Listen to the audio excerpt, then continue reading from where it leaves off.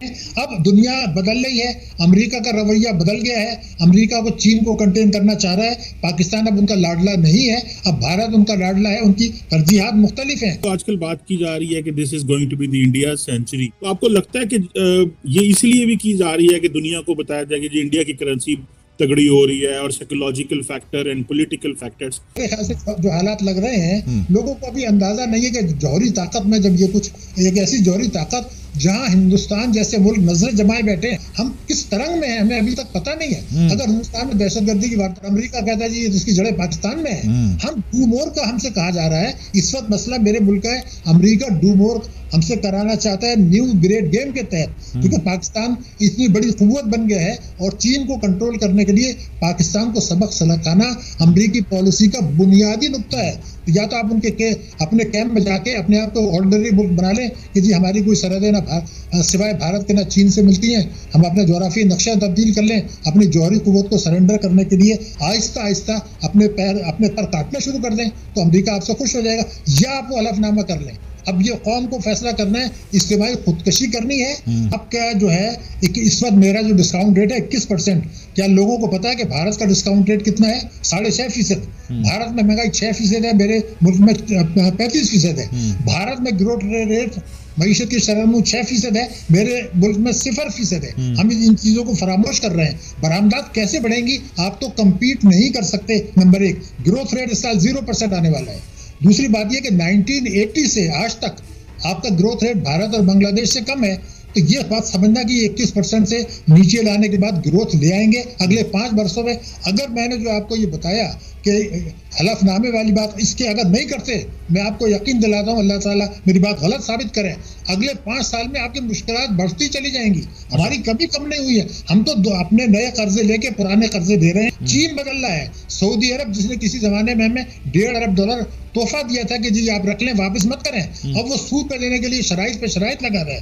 Qatar हमारे ऊपर शराइत पे शराइत लगा रहा है। तो आप ये समझ लें दुनिया बदल चुकी है, हम बदलने के लिए तैयार नहीं है। तो मैं नहीं समझता कि अगले 5 साल में जो है हमारी मईशत बेहतर होगी या खुदा ना खास्ता जो है हम जो है अपनी आवाम को। सर, हमारी एक्सपोर्ट्स कभी भी उस काबिल रही नहीं है ना कि वो पाकिस्तान की मईशत का बोझ उठा सके। हमें कभी सऊदी अरब की तरफ देखना पड़ता था, कभी चाइना की तरफ देखना पड़ता था, कभी IMF की तरफ देखना पड़ता था, कभी अमेरिका की तरफ देखना पड़ता था।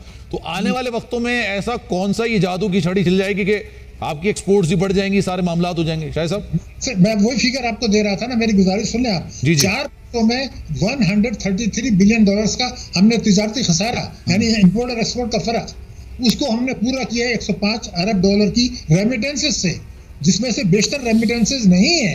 ये 111(4) के तहत आई हैं, जिसमें हर $1 लाख के ऊपर हमें 25-30 लाख का टैक्सों का नुकसान होता है। ये चलने वाला नहीं है। मैं करंट अकाउंट डेफिसिट को अहमियत देने के लिए तैयार नहीं हूँ। मैं तिजारती खसारे को कंट्रोल कर रहा हूँ। ये तो आर्टिफिशियली आप करंट अकाउंट को कर रहे हैं। हम एमनेस्टी बार बार देते हैं, हम IMF के पास जाते हैं, फिर IMF के पास जाएंगे। भारत 2011 के बाद से IMF के पास नहीं गया, 1994 के बाद से। बांग्लादेश 2011 के बाद आज गया। और हम वो भी मैंने सर सुना है कि उनके पास कोई ठीक ठाक $35 बिलियन थे, लेकिन उसमें फौरी कमी हुई थी, तो उसके बाद उन्हें $4 अरब कम हुए, तो फिर वो भागे भागे गए थे IMF के पास। ये तो बात 1994 की आप कर रहे हैं ना, भारत की बात 1994 के बाद से वो नहीं गए। मैं आपको एक और फिगर दूंगा। भारत जो है वो आप जो 5वीं बड़ी मईशत है दुनिया की, पहले 7वीं था। हम जो है 41 से 48 पर आए हैं, बांग्लादेश 43 से 41 पर आए हैं। यानी हम वाहिद मुल्क हैं जिनकी की जो है रैंकिंग गिरी है इन तीनों में। और एक और अहम बात मैं आपको बता दूं, जो खौफनाक बात, पाकिस्तान का एक्सपोर्ट GDP रेशो खित्ते के मुल्कों से कम है, एक्सपोर्ट GDP, और रेमिटेंस GDP सबसे हमारा ज्यादा है। 1997 में IT कंपनी खोली थी, उस पर तो दावा बोल दिया था 2014 में, वो एक अच्छा कमा रही थी, पाकिस्तान में रोजगार के मौके पैदा कर रही थी। तो आप मईशत में अगर सियासत लाएंगे तो कहीं से तो अहकामात आए होंगे ना। और ये सारा बिजनेस फिर उसके बाद इंडिया चला गया था। मैं आपसे वही अर्ज कर रहा हूँ कि ये बैरूनी अशराफिया भी तो हम उनको भी तो खुश कर रहे हैं, मुल्की अशराफिया को भी कर रहे हैं कि अगर एक आदमी इस किस्म की बातें करता है कि IT और इंजीनियरिंग बढ़ाएं, टेक्सटाइल से जरा दूर हटें, तो वो तो पाकिस्तान के दुश्मन हो गए। लोगों को बताएं गुर्बत है पाकिस्तान, मगर भारत में अगर जो है 6% है तो मेरे मुल्क में ग्रोथ 0 क्यों है? भारत में अगर महंगाई 6.5 है तो मेरी 34 क्यों है? उसकी वजूहत अवाम को बताएंगे। भाई तुम्हारी जिम्मेदारी है, तुम जिंदाबाद के नारे लगाते हो, जलसों में 8-8 घंटे जाके बैठते हो, अपने बीवी बच्चों को मारते हो, तो तुम अपनी जिम्मेदारी को एक्सेप्ट करें। जिस तरह पाकिस्तान की मईशत को तबाह बर्बाद किया गया है, जिससे न सिर्फ ये कि अवाम तबाह हुए हैं बल्कि पाकिस्तान की सलामती को खतरात कई गुना बढ़ गए हैं, ये बहुत संगीन बात है। FATF अंधा है क्या? उसको नजर नहीं आ रहा कि ये जो आप कह रहे हैं हुंडी हवाले का कारोबार बढ़ा है पाकिस्तान में, ये तो आपने खुद बढ़ाया, स्टेट बैंक कह रहे हैं। तो 2024 में हमें गर्दन से पकड़ सकते हैं? हमें अभी तक चीन ने बचाया है। अब चीन आलमी मालियाती निज़ाम में अपना हिस्सा मांग रहा है और उसको हिस्सा मिलेगा, तो वो अब आलमी मालियाती निज़ाम के खिलाफ जाके पाकिस्तान की मदद नहीं करेगा। यानी IMF अगर हमें हेल्प नहीं करेगा, हमारे मुआहदात नहीं होंगे, आगे चल के मैं बात कर रहा हूँ, अभी तो हो जाएगा, तो चीन भी हमारी मदद नहीं कर सकेगा। और शायद वो ये भी कहेगा पाकिस्तान से कि जी कनेक्टिविटी का मतलब ये कि भारत को आप ज़मीनी रास्ते से राहदारी दें।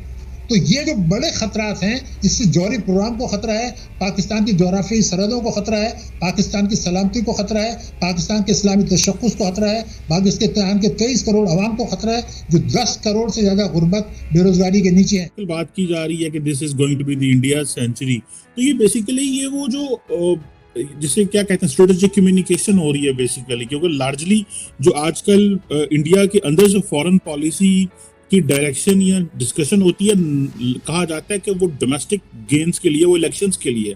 तो आपको लगता है कि ये इसलिए भी की जा रही है कि दुनिया को बताया जाए कि जो इंडिया की करेंसी तगड़ी हो रही है और psychological factor and political factors शायद उसके लिए भी कर रहे हैं, और साथ में उन्होंने मुआहदे भी कर लिए हैं 18 मुल्कों के। एक्चुअली द डिस्कशन तो कुछ 75 कंट्रीज से होते हैं। अभी मलेशिया के साथ इंडिया का रुपी ट्रेड हो गया।